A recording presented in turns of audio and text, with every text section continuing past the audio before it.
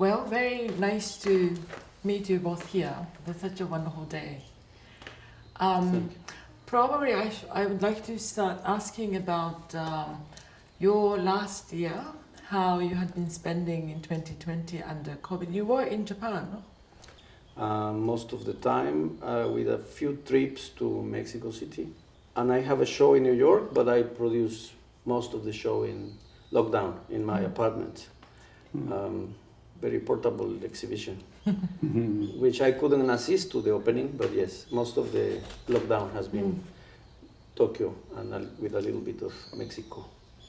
Yeah, I was thinking about your area pieces, which always paying attention to the everyday objects. Under this lockdown situation, everybody was facing to the everyday, sort of, no sort of extraordinary condition, but within the everyday surroundings.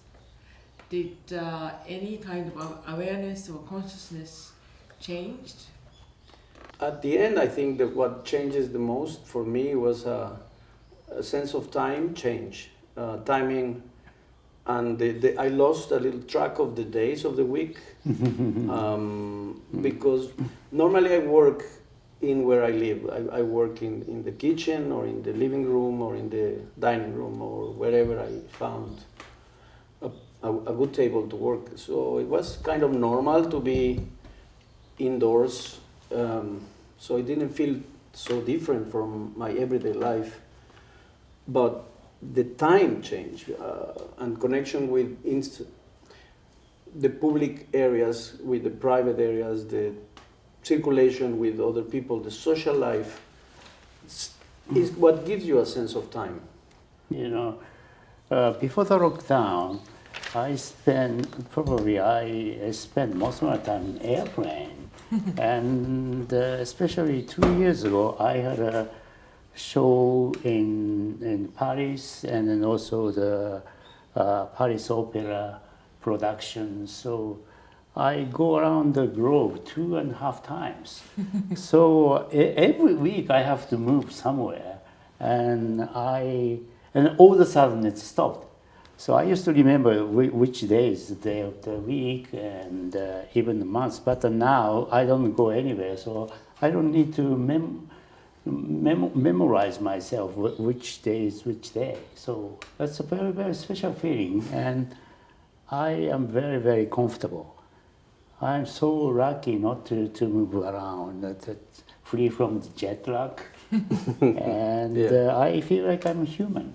But in this suddenly given time, Hiroshi, you were writing a book about this all these strange stories in relation to Enoura Observatory. How the Enoura Observatory comes to this point. And I have so many collection of stones and this house, and so I was able to spend a concentrated 3 months every day writing pages by pages. So thank you for this COVID things. I was able to, I was given the time, and I was given the time to think about it, and given the time to write something about it. Yeah, so I need this. It's a perfect timing, but it's interesting to see that Gabriel is planning this big park in Mexico, and Hiroshi has done the very big 12,000 acres of the huge garden. I remember you said you were looking at or referring to records of garden making, sakuteki, from 11th century. From 11th century, yes. How did this sort of whole idea of, it's not only garden making, it's with the entire observatory. Yes. But where did you start to plan this land? Well, quite some time ago, I started thinking about acquiring this land 20 years ago and start dealing with the local owners of the land. And then 10 years ago, I started making plans. And then only 3 years ago, after collecting many interesting objects, and then 3 years construction. It's very, very condensed construction. Construction-wise, do it faster and cheaper. So, but now, it's opened 3 years ago, but now keep working almost every week here. Some kind of construction, new construction site. So this continues till my end of my life. So this is last piece of my art. You think so? The last piece of your art? Well, it's a growing piece. So Yeah. yes. So as long as my art selling well, then this art keeps expanding. Good. But Well, it's the idea of the growing garden, Yes. is it common in like, historically that a garden keeps changing? Famous Katsura Villa garden, the 3 generations making. So I like the very first original part. And then the second generation, third generation, getting more decorative. But the first one is very, very simple, minimalistic, aesthetics. So Katsura is my competitor now. I learned a lot from the stone composition. You can see the many influence of Katsura, but beyond that, I have developed my own taste and sense. And now, 21st century, but that was built in the 16th century or 17th century. But I think no garden designer can do better than the Katsura. They're still the best. So this is my challenge.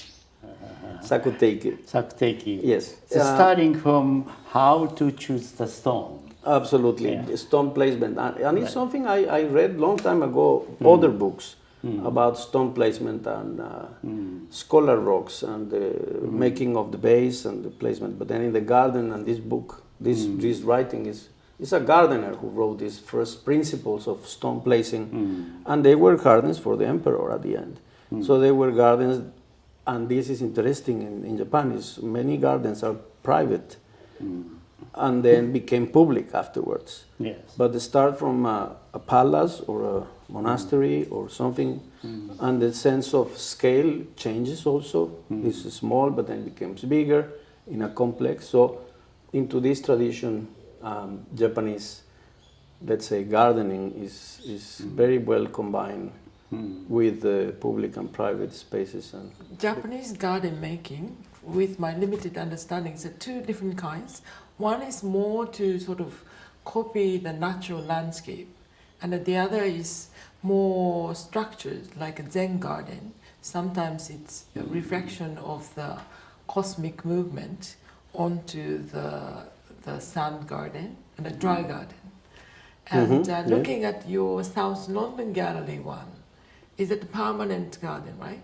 it's a permanent garden, yes, in South London Gallery. With a lot of circles, and Well, that's kind of like ripples of the water that we can see on the dry garden. This garden is a combination of different schools, in a way, of gardening. And also in my work I use circles, but they come a lot from childhood memories, the use of circular forms, but also from influence of some Indian art especially, and some form of Buddhist imaginary too. It's a very strange combination of different factors why I decided to use circular forms. But when they asked me, the London people, to I design a garden, I really didn't know what to say. I say, no, you have gardeners, you are English, you have great gardeners. I don't need a Mexican. So I couldn't believe it. They asked me to do a garden. A house called Observatory, right, by the sea. Yes, Here's right. also called Observatory. Yes, absolutely. We have something in common. But That's true. Like this one is in a hill, and you see, and I built it there because you have a 360 view. Oh. And it's based on an observatory in India, the Jantar Mantar. Ah, the famous one. Yes, absolutely. And I took measurements of this observatory, and then I rebuilt it. So it was a little bit of a transportation of this observatory into this hill. because it was made for naked eye views. It was before the invention of telescope. So this is a little bit like the Poincaré models that we have here. It was a kind of tridimensional instrument, a scale 1-to-1 for human body to look at the stars, the heavens, and also to control agricultural. So it was very much functioning for agricultural purposes, which is the origin of most of the observatories, is for agricultural purposes. So that's why this land is also agricultural. It's an observatory, and it's a garden, but it's also a garden that works, that has function. And that house in Mexico, I planned it for 10 years. I built it up in 2.5 years. And it was open in 2006. But it's a house. We spent. But Hiroshi, you also copied the Roman theater. Roman theater, yeah. This one you saw. You copied, but the idea, but you didn't bring it. No, you measured. No, I measured it. You measured it. Okay. I found while I was really? traveling local city, local place in Italy. Wow, this is perfect size for me. So it's a 1-to-1 reproduction. This one. And only I changed the seating size is like a 5 centimeter wider because of the people have to go pass by. So I adjusted to the contemporary human body size. But besides that, almost exactly same. Well, it works well for no theater. No theater, Roman grass stage, optical quality grass. Seems like a floating on top of the sea. I knew it's very dangerous to perform there. Yes, well, but there's so many performers who it has to be on daylight. They don't care their life and death situation, but it's worth risking the life. I think. But also looking at how Aurélie Dupont danced on that stage, she knew the size of the stage or end of the stage. So she can circle around, but exactly at the end of the corner, comes she so can stop. close to the edge. The measurements are Very precisely basic. for So that. there's some different smaller large, but this is quite standard size of the North stage with performers sections. So no performers, they run by the body how much they can move. So trained players, no problem. But untrained, I don't guarantee. No. Well, it looks very perfect stage with the ocean in the back, and you have this very. It feels a kind of intimate space, although it's open air. But there is some intimacy that I like. And this idea of platform, I think, is also important because personally, I tried always to conceive the sculptural or the landscape experience as you are in a platform of action in which life is happening, and you just provide this platform as an artist. The only thing you do sometimes as an artist is to provide a platform of exchange in the form of an object, but mostly when it's about time and space, it's not just an object, it's what is around the object.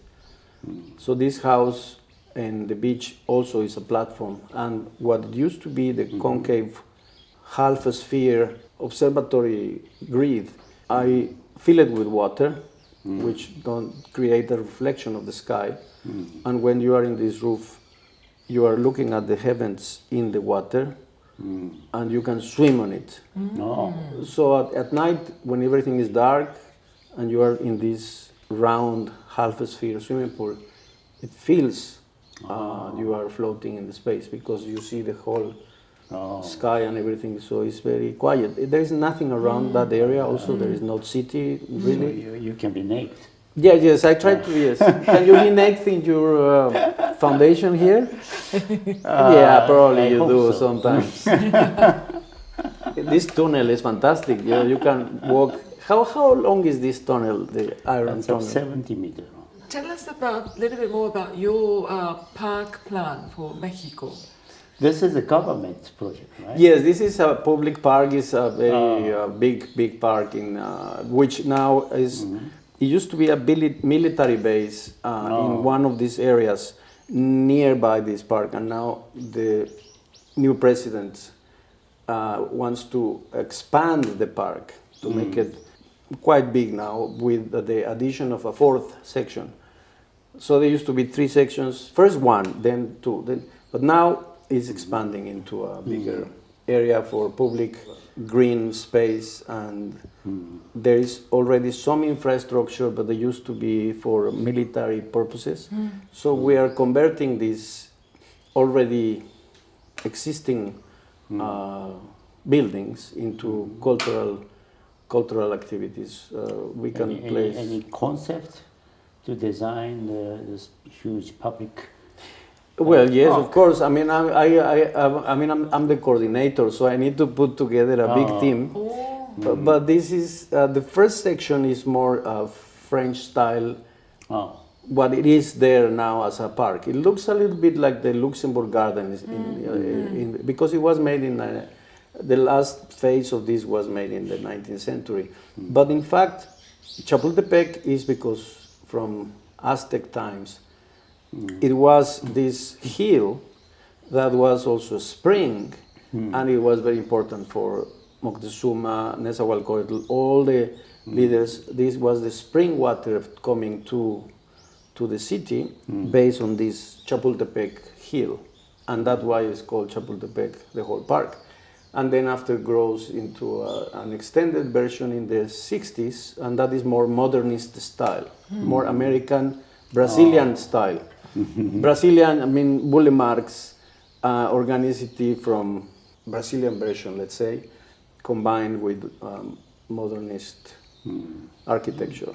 And then we have a section that is quite abandoned, and though there is no style really, maybe a little bit like barbecue American park.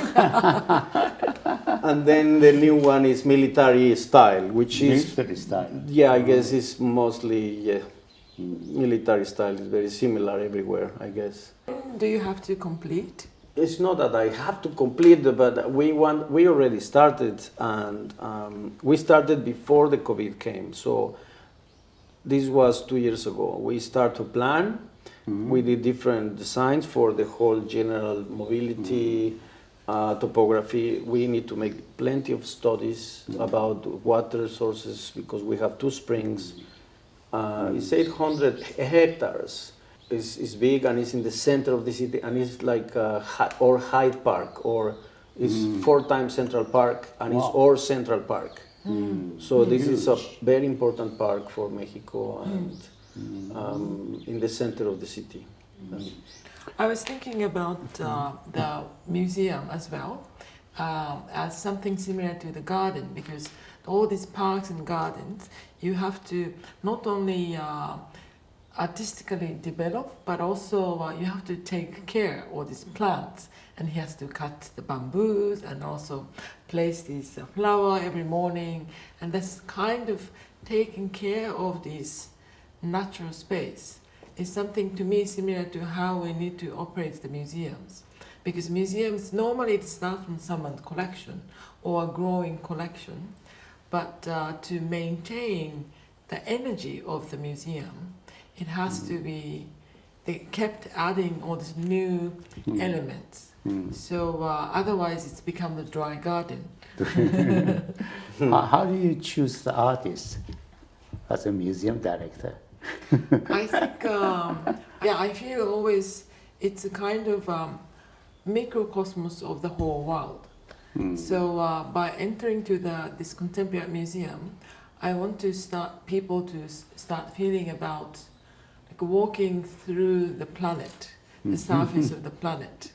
So I try to get some sort of energy from what is happening in the world and reflect on the program.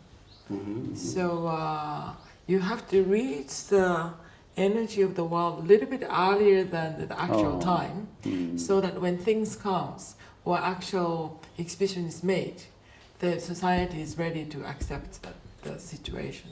Here is serving as a museum, as well. This is open to the public, but open to the artists as well.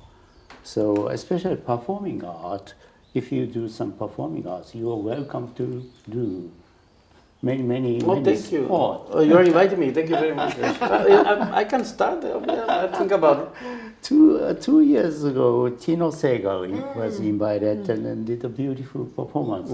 But he is not willing to make any record. That's his policy. Yes. So there's no record. This year, Christian Macrae has been invited. Good. He came here once, so he just look around and banging everywhere. What's the sounds of this building is, especially that long tunnel. He banging around and he liked that sound. Sounds good. So toward the end of this year, as the situation gets better, then he is coming here. Also, it's interesting because not many artists work at the same time in open spaces and enclosed spaces. Nowadays, and especially these projects like this, what is architecture is not the same as landscape. And the concept of landscape architecture, to me, doesn't sound right. With nature, you don't do architecture. You do design if you want, or you do sculpture in open field. If you are forming mountains and reliefs, it's more like a sculptural project. But architecture, the etymology architecture, comes from an enclosed. So it's when you do a roof or you enclose a space, then it's architecture somehow. Very basic what I'm saying, but there is something more about landscape when you do a platform, when you do a fountain, when you do an open air theater. It's not exactly architecture, it's more a platform, a stage in the open field, like most of the spaces in Hiroshi's foundation. It is in between enclosed and outdoor, open and closed spaces, and the interaction is quite nice. It's a nice thread of walking and staying, shadow.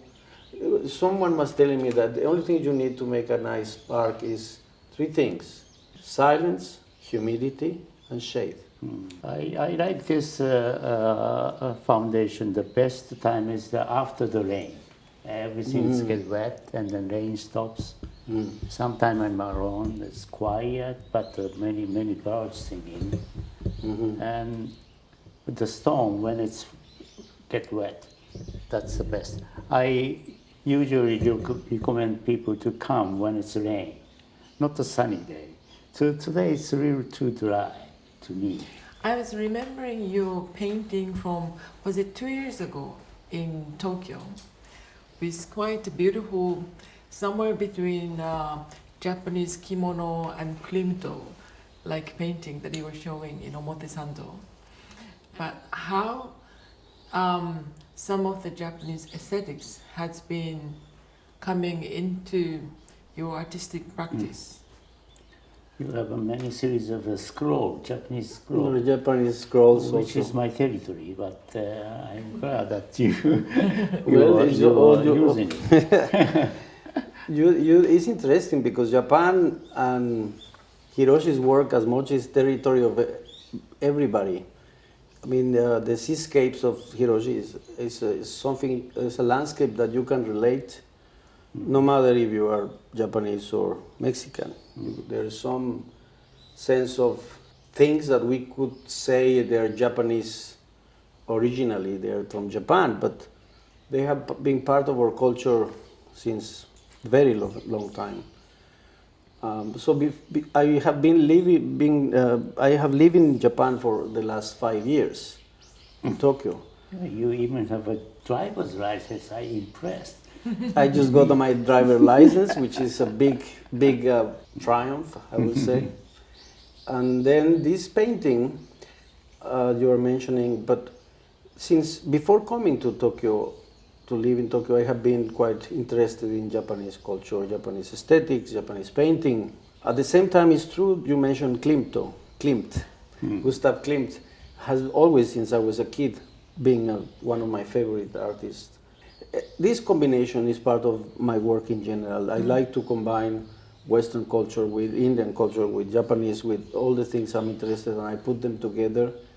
I don't consider myself a very stereotypical Mexican artist, but I try just to. Living in Japan, I consider myself a Japanese artist, of course, and it's obvious, right? I'm very Japanese artist, I'm sure. But conversations with Hiroshi, with people I know since before coming to Tokyo, it has been always about many common things we like, and even in terms of architecture, I always claim that modernist architecture is very much influenced by Japanese architecture. The essentials of Japanese architecture were transported to modernist sense of space, modular, repetition, opening and closing, sequence of time, and painting was especially influenced by Japanese culture in the late 19th century. And somehow that trespasses towards the beginning of the 20th century. And still today, there are so many connections between our most ancient forms of culture, even pre-Hispanic in Mexico, Mayan connection with the Asian world, and the modernist and contemporary world is no exception. We are still living through all these layers, and Hiroshi is a good example of that. I don't know, what do you think when you see my Japanese work? Maybe the same when I see your Japanese work or your Mexican landscapes. Well, I was kind of impressed from your scroll design, and Japanese never can think about it because your painting part is usually used to be used for the framing material, this obi patterns. So you turn it upside down, and it's shocked me. Wow, this is a possible way. So I may try your style. Thank you, Hiroshi. And then you can teach me a little bit of calligraphy, because it's true that I try my hand in calligraphy with just black ink, but somehow since I was a kid, I was not very fond of calligraphy or just ink. But I love watercolor, I love Japanese painting, so I love to work with water. I'm not very much into oil painting. Even those paintings are tempera, which is egg tempera using water. So I like the flatness of the watercolor, and Japanese painting is in theory very flat, but you have so many subtleties that I think I try to also express that in the scrolls, cutting up the embroidery. So I find both of you have a lot in common. I think you are already finding that some parts are very common. I think Japanese aesthetics-wise, it's hard to define what's the Japanese aesthetic is. But to me, it's a sense of space.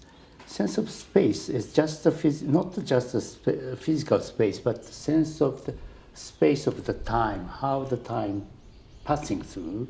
The sense of space, this one stone, what's the next stone be, how far it should be, and the third stone, the relationship between the stone, between stones, and then time passing through this connection. In that case, it shows everywhere in the Japanese history, like garden of the Zen garden, and then the architectural structure, how many pillars in between some spaces. So, and then also, as you said, that the contemporary modern architecture heavily influenced by Japanese sense of space. That started the early 20th century, even the Corbusier type, simplicity. In Europe, never found the simplicity till the modernism. Everything is decorative. Spanish is Spanish, and French is French decor. So here, everything is mostly pre-modern things I collect. So 20th century contemporary art or modern art, I learned a lot, but it didn't influence me a lot. Learning contemporary art in the 20th century, I rediscovered before the modernism. So before modern times, 19th century, even before, and ancient, my curiosity in spirits is brought back to the ancient time. That's guided me to the seascapes. The ancient people. Shall we see the seascapes, same seascapes, in this time as well? We changed the land, most of them, but the only thing never changed is the seascapes. So it's the ancient people and modern contemporary people. That's my sense of space and time. So that's something that we share. Today we had a conversation with you. It's also how you read landscape. What do you? We just see what we understand. That is something.